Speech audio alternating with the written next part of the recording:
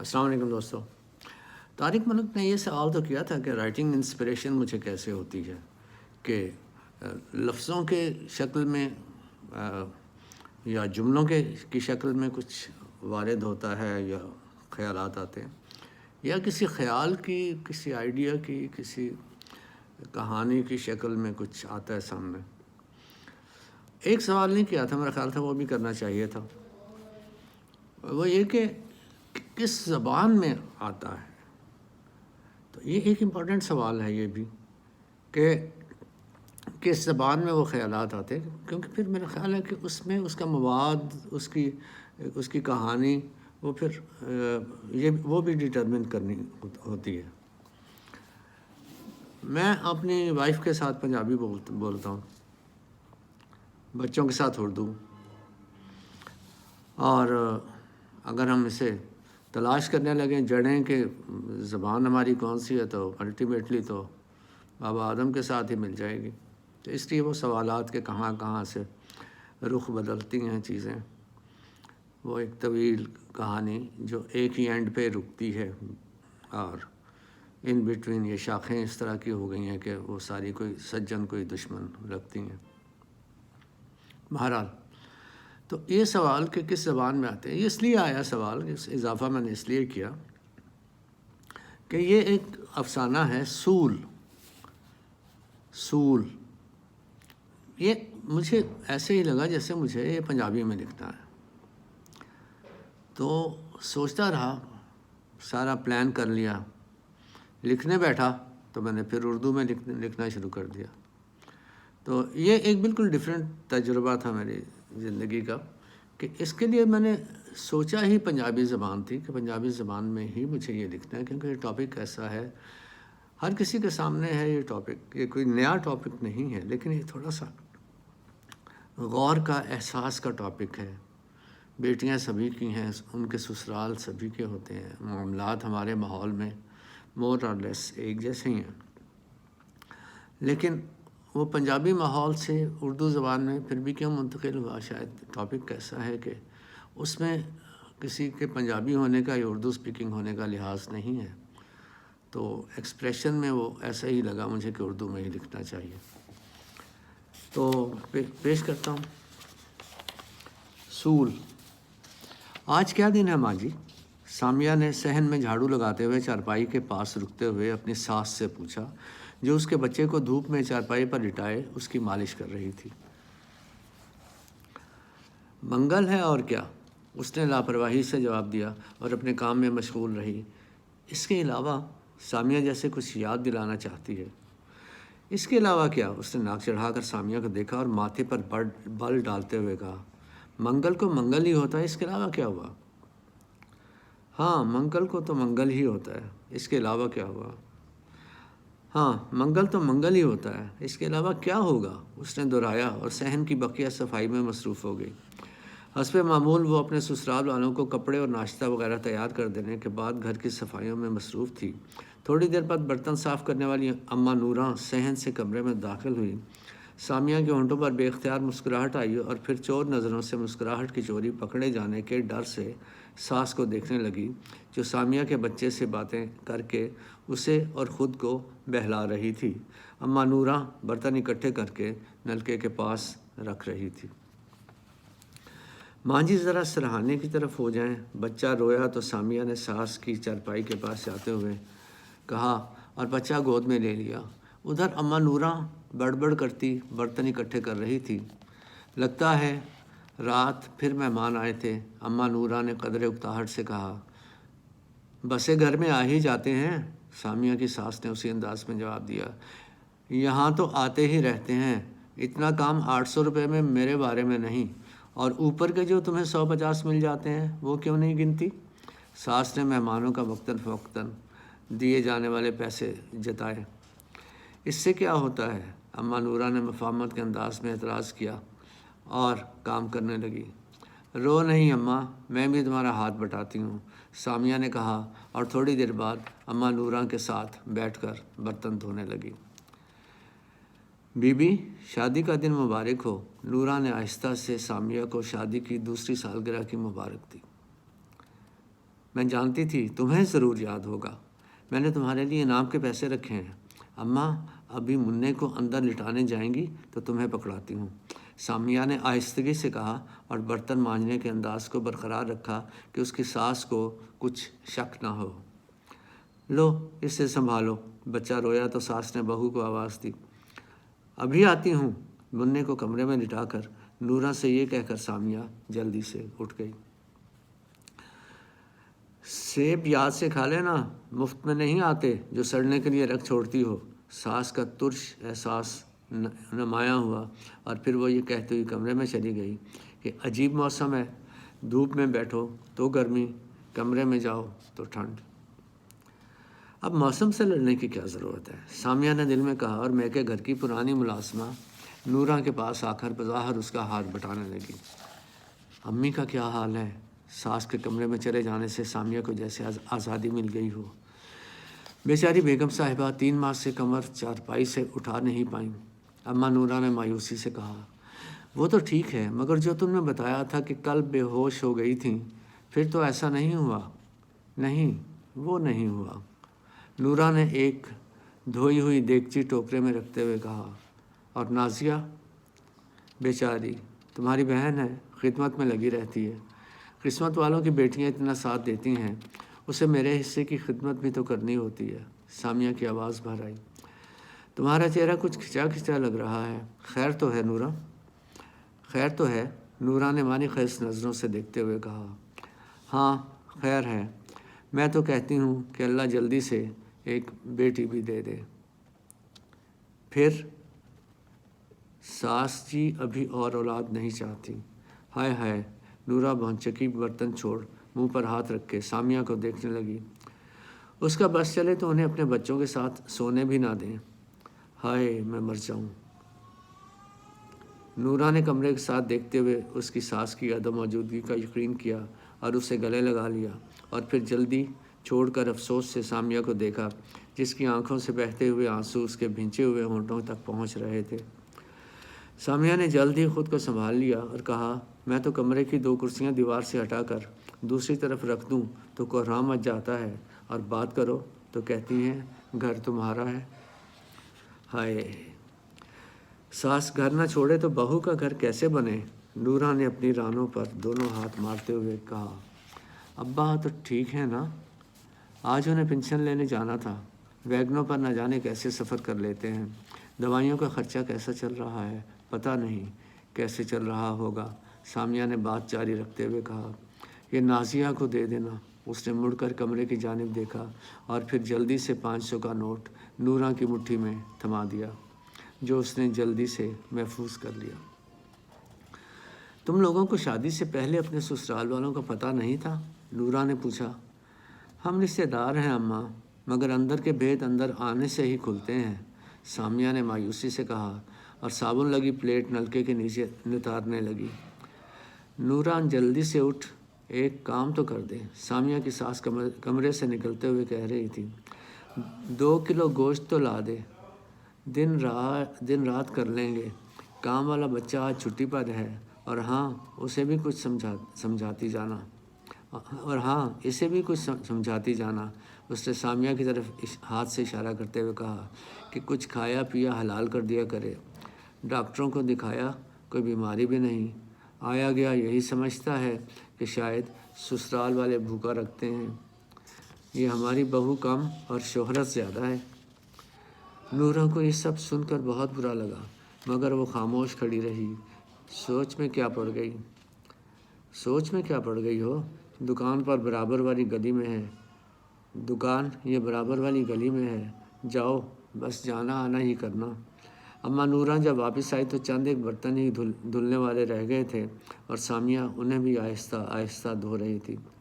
Samiya be be معاف کرنا، مگر شادی سے پہلے تم اچھی خاصی صحت مند تھی، حالانکہ تمہارے میکے میں ہمیشہ غریبی ہی رہی ہے۔ یہ کہتے ہیں جب تک لڑکیاں میکہ نہ چھوڑ دیں گھر نہیں بسا سکتی۔ تم کہتی ہو جب تک ساس گھر نہ چھوڑے بہو کا گھر نہیں بن سکتا۔ ایسے تو کسی کا گھر نہیں بس سکتا۔ سامیہ نے اپنی سوچوں کو جیسے آواز دے دی۔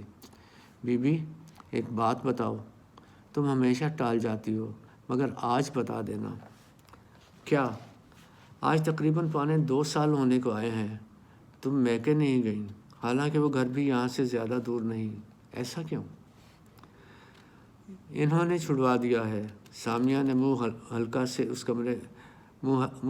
سا اس کمرے کی طرف کرتے ہوئے کہا جس میں اس کی ساس بیٹھی تھی۔ وہ تو ظاہر ہے، مگر کیوں؟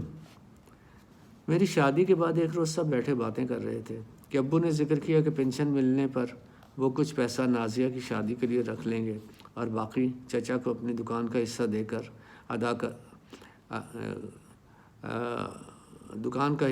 کر دادا کا چھوٹا سا مکان اپنے نام کروا لیں گے تاکہ چھوٹے بھائی اور امی ابا کے سر چھپانے کی جگہ بنی رہے۔ اس پر میرے سسرال والوں نے کوئی تمسخر کی بات کی کہ چھوٹی بہن کو غصہ آیا تو اس نے کہہ دیا کہ اگر ابا بھی اوپر کی کمائی کرتے تو مکانات کافی عرصے کے بن چکے ہوتے۔ اس بات کا میرے سسرال والوں نے برا مان لیا اور انہوں نے کہا کہ یہ ان کی بے عزتی ہوئی ہے، حالانکہ بہن کا اشارہ ان کی طرف نہ تھا۔ یہ کیا بات ہوئی؟ نورہ نے ناگواری سے کہا۔ یہ واقعی کوئی بات نہ ہوئی اور نہ ہی انہوں نے اس بات پر ملنا چھوڑا، البتہ انہوں نے اسی بات کو بہانہ بنایا۔ تو دراصل بات کیا تھی؟ نورہ نے کریدا۔ اصل میں بات یہ تھی کہ انہیں احساس ہو گیا تھا کہ اب ہمارے گھر غریبی کے سائے مزید گہرے ہو جائیں گے۔ بھائی ایک ہی ہے اور اس کے کمانے میں ابھی کئی سال باقی ہیں، اس لیے ان کا خیال ہے کہ اگر ان کا میرے میکے گھر سے قریبی میل جول رہا تو ہم یعنی میں اور میرے میاں میرے میکے والوں پر خرچہ کرتے رہیں گے، انہیں کھلاتے رہیں گے، بس اس لیے۔ سامیہ نے دل کا غبار نکال تو لیا، مگر جیسے محتاط ہونا چاہ رہی ہو، کہنے لگی، کسی سے بات نہ کرنا اماں، تم نے بہت پوچھا تو میں نے بتا دیا، تم پر اعتبار کر کے بتایا ہے۔ یہ کہہ کر سامیہ نے اپنے ارد گرد دیکھا، تمام برتن صاف ہو چکے تھے اور اس کی ساس نہا کر غسل خانے سے باہر آ رہی تھی۔ میں چلتی ہوں، نورہ نے بلند آواز میں کہا اور پھر اٹھتے اٹھتے بیٹھ گئی۔ سامیہ نلکے سے ہاتھ دھو رہی تھی۔ نورہ نے بات جاری رکھی، مجھے نازیہ بی بی نے منع کیا تھا مگر مجھ سے رہا نہیں جاتا۔ تمہاری امی کی طبیعت اب بھی کل جیسی ہی بہت خراب ہے، میں چلتی ہوں۔ پہلے سامیہ وہاں پر بہانے سے بیٹھی تھی، اب اس سے اٹھا نہیں جا رہا تھا۔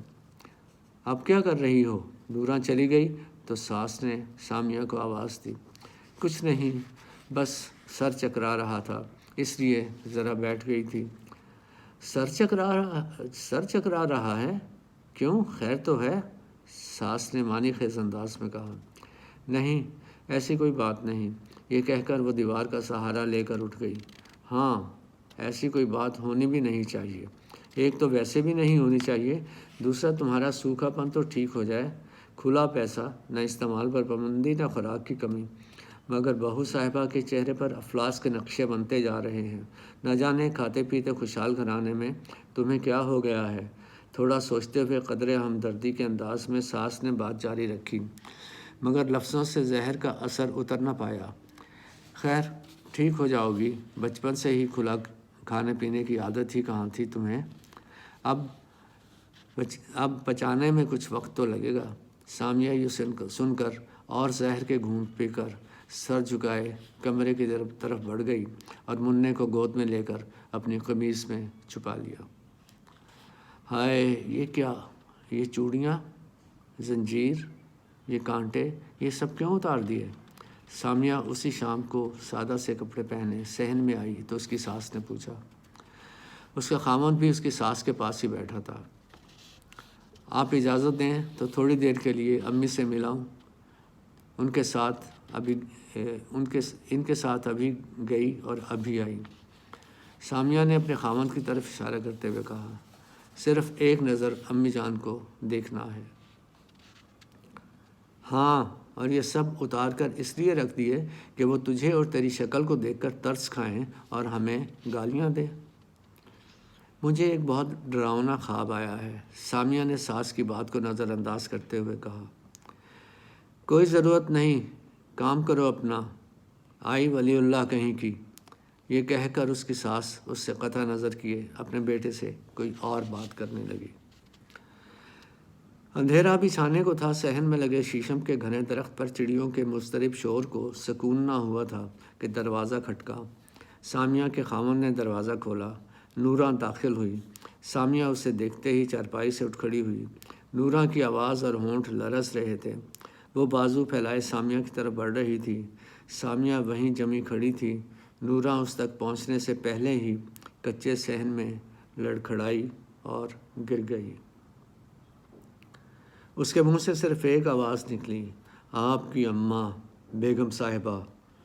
سامیہ سب سمجھ گئی۔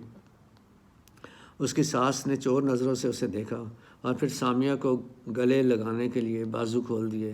سامیہ خاموش ساکت انداز میں کھڑی تھی۔ اس نے جیسے ساس کی پھیلی باہیں دیکھی ہی نہ تھیں۔ کیا اب میں جا سکتی ہوں؟ سامیہ نے بیٹے کو اٹھاتے ہوئے پوچھا۔ اس کی ساس کی سانس رک گئی۔ اس نے ندامت سے بیٹے کو دیکھا اور پھر سب خاموشی سے سامیہ کی ماں کے افسوس پر چلے گئے۔ گاڑی گھر سے تھوڑے فاصلے پر رکی۔ سامیہ سب سے پہلے اتری۔ اس کا بیٹا نورہ کی گود میں تھا۔ وہ خاموشی سے مکان کی طرف بڑھنے لگی اور پھر اس کی طرف مقناطیسی اثر کی طرح کھینچتی چلی گئی، یا جیسے کہ خلا سے کسی سیارے کے مدار میں اچانک آ گیا ہو، اس دنیا میں جہاں اس کا اپنا وجود اس کل میں مدغم ہونے کو بےتاب ہو، وہاں جہاں کی خاموشی، ہنگامہ اور کوہرام سب اس کا اپنا ہو۔ رات گئے سامیہ کی ماں کو دفنا دیا گیا۔ بہت سے لوگ اپنے اپنے گھروں کو چلے گئے۔ اسی دوران سامیہ کی ساس نے اس کا بیٹا اس کی گود میں رکھا۔ سامیہ نے حیرت اور استعجاب سے اس کی آنکھوں میں دیکھا۔ ہم جا رہے ہیں، تم 10واں کروا کے آ جانا، سامیہ کی ساس نے کہا، اور وہ سب لوگ اپنے گھر لوٹ گئے۔ سامیہ گھر کے کونے کونے کو، ہر فرد کو دیکھ کر روتی، بین کرتی، میرے چھوٹے سے بھائی، تو نے ابھی ماں کی شفقت کے حصار سے باہر سوچنا بھی شروع نہ کیا۔ میری بہن، تیری تو نیندیں اس کے ساتھ آسودہ تھیں، اور ابا جی، ہائے، پوری زندگی کی محبت اور عادت کا رشتہ اس کے بغیر اب کیا ہوگا؟ گھر کے ہر لمحے کا سہارا، میری ماں، تو اب نہیں۔ یہ گھر تیری آغوش میں پلتا تھا، ہم اب کہاں جائیں؟ 10 دن سامیہ نے ایسے ہی بینوں میں گزار دیے، اور اس کی ماں کی جدائی اور نازیہ کی خدمت کی غربت کے لمحے اس کی سانسوں کی گنتی بنے رہے۔ دکھ کا یہ اشرا گزارنے کے بعد سامیہ نورہ کے ساتھ گھر چلی گئی۔ اس کی ساس صحن میں بیٹھی تھی۔ اس نے سامیہ کے چہرے کو حیرت سے دیکھا اور اس کے سلام کا جواب دے کر منا گود میں لے لیا۔ شام کو جب اس کا خاوند گھر آیا تو وہ اسے کپڑے دینے کے لیے کمرے میں گئی۔ اس کا خاوند بھی اسے حیرت سے دیکھ رہا تھا۔ کیا دیکھتے ہو؟ خاوند کی خوشگوار حیرت کا دورانیہ بڑھا تو سامیہ نے پوچھ ہی لیا۔ میں تو سمجھا تھا ماں کا صدمہ تمہیں اور زیادہ مریض اور نڈھال کر دے گا، مگر وہ یہ کہہ کر رک گیا۔ سامیہ نے گردن ذرا موڑ کر آئینے میں دھیان سے اپنا چہرہ دیکھا۔ مگر کیا؟ سامیہ کے ہونٹوں پر خفیف سی مسکراہٹ تھی۔ مگر اس شدید دکھ اور آنسوؤں کے بعد تمہاری رنگت اور چہرہ تو کھل اٹھا ہے۔ یہ سن کر وہ سپاٹ نظروں سے اسے دیکھتی رہی، پھر خاوند کی شلوار میں آزار بند ڈالنے لگی۔ وہ سامیہ کے کسی رد عمل کا منتظر تھا۔ کاش تم مرد یہ بات سمجھ سکو، اس نے مایوسی سے کہا، اور شلوار قمیص اس کے ہاتھ میں تھما کر کمرے سے باہر چلی گئی۔ Thank you.